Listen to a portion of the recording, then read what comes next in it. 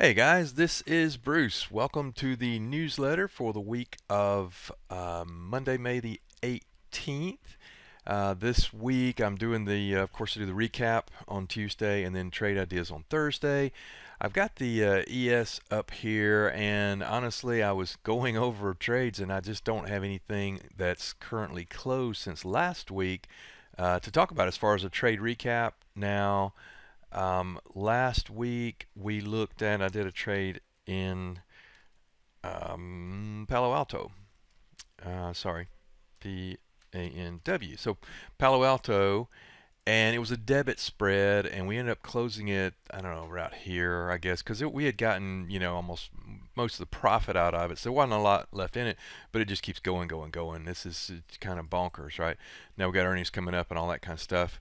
I don't see anything to do here, but this was the last one that I closed. I do have a Tesla trade open in the main room right now, but there's nothing to do and nothing to really talk about there. So what I wanted to do instead is talk about the market, the overall market. As we know, we've been talking about this for a long time since here. This has just been crazy straight up, way, way, way over exaggerated move to the upside. There's the 20-day, and as you can see, this is just air between where we crossed the 20 and where we are now. You can see it's starting to be a little crack in the ice here, and we've been talking about this for a while. It's just we just got too extended. It would make sense for this thing to come back to the 20. There's a 20, there's a 50, even the 34 down here would be probably even better to get us in better shape, and to get some of these stocks to pull back a little bit in order to get bullish, right? So I don't think this is any black swan kind of thing like that. I just think it's gotten ahead of itself, and I'll show you some examples here in my scanning and screening and things, and we talk about these. We've talked about a lot of these stocks lately or over the last several months, but I'll just show you they've all so that when all the stocks look like this that we're looking at, and they have gaps. I mean, they're just complete like gap in the chart. Most of these are straight up, straight up, straight up. It's just really, really, really hard to buy it. This one was a great stock. So I'll go down the list here. We've got Vita Coco. We've got let's see. This one, and they're all starting to do the same. Cocoa hasn't started yet, but they all do the straight up, I mean, literally vertical, and they're all starting to come back down. There's the 20. We're coming into 34 on this Powell Industries. I'm just going to go down my list here and look, even AMD here, believe it or not, these stocks do actually come down a little bit. See the gap right there? I mean, all these, all these look the same way. Up, up, up, up, up, up, up. There's a 20. We just moved so far away from it. We're going to come back down to it, right? And that's just the way the market works, right? So we've got monolithic here, starting to kind of roll over a little bit. I'm just going down the list here. Sterling, where are you? Sterling, same thing. I mean, look at this. Got a giant air gap right there. Reach vertical straight up. This is not stair step up stuff. This is completely elevator straight up, and then it's going to come back down, right? That's just the way it is, right? Let's see. Let me look down the list here at some other ones. Flywire, same thing, straight up. You see the hole right there in the chart, gap straight up, and it's coming back down. Anyway, that's the same pattern for all these things. So it's gotten much, much harder to find stocks that we want to buy. Here's the ES, and yeah, I'm telling you, it's got to come back down here, and it's probably going to come back to 34. But I'll be a buyer down here. Again, not a seller. But let's look at the Nasdaq. The Nasdaq's gotten a little bit more, probably a little bit more momentum to the downside. We're starting to see some of these analysts are changing their tune so much on the AI and semiconductor and stuff, that kind of thing. But there are some little pockets out there that still look good. I did the weekly watch list today, and I'll show you what I talked about here. I mentioned, let me find it here. Well, I'll just type it in. I've mentioned Howmet looks pretty interesting. Same thing. It did the gap, the gap here.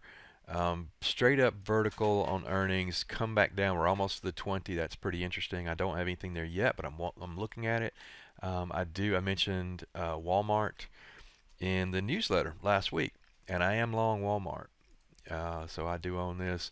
following that 20, came down, touched the 50, looks great. Got earnings coming up out here. Nothing, you know, wrong with this at all. In fact, Walmart will probably, if the market does pull back, you know, the defensive names, consumer staples, stuff like that should perform very well. Money might rotate out of text, even if it's temporarily, into some of these names. So I do like Walmart, and I am long Walmart. I mentioned Scorpio tankers, you guys that are in bias, or the now option income mastery. We have changed the name. I've been in the stock twice. We got long here right before earnings, got out. I think it was right there. Got back in. We came back to 20, got out. It's coming back to the 20. I'm not in it yet, but I'm getting pretty interested in it. It actually has a dividend coming up out here, and I think it's 2.9% or 2.16. Sorry. That's very interesting too. And then lastly, I mentioned this in my in the newsletter last week. Road, which is Construction Partners. This looks pretty good. Again, did the whole straight up vertical thing, has come back down. I am long this stock, and we're coming back down to 200. Now we've broken that 200 a couple times before, so this is not it's not ideal, but I'm not panicking on this yet. I think it still looks very good. It's kind of a thin volume stock, so you know, at least put that on your radar. So anyway, again, that's what I've got for us today. I don't have anything that I've closed lately. So in the last week, I'm in a handful of things, but again, it's been harder and harder to find names that look just outstanding here. But the more we come down, again, let's put the SPX. The more we come down, we come back to some of these other lower levels.